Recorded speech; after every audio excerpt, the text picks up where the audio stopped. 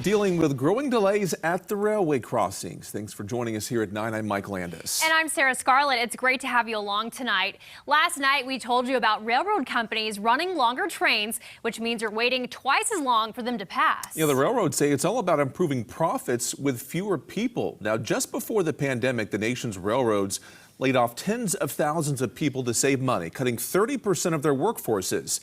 Now, on top of that, the big carriers have been looking at cutting the remaining train crew numbers in half to only one person on the entire train.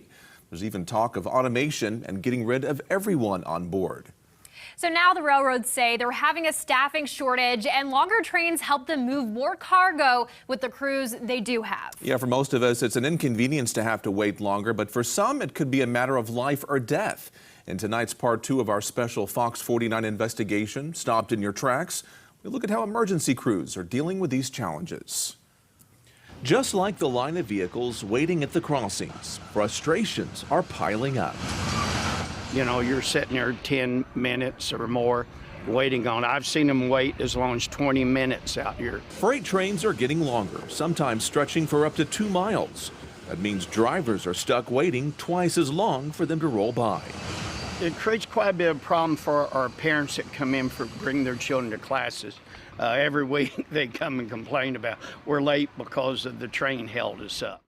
It's not just folks like Daryl heading to work or school or maybe shopping that are feeling the impact. It stresses us out. That is a huge amount of time when it comes to an emergency. Sometimes those getting stuck are emergency responders, police, fire, or paramedics on the way to calls. And truly, you don't know the train's on the track until you get there. So that typically means diverting and going a longer route, which again adds time to the call. And that's not always possible. So many of the calls we have to cross the tracks. Republic Fire has had to start documenting the times it's delayed by trains and trying to plan routes around the tracks.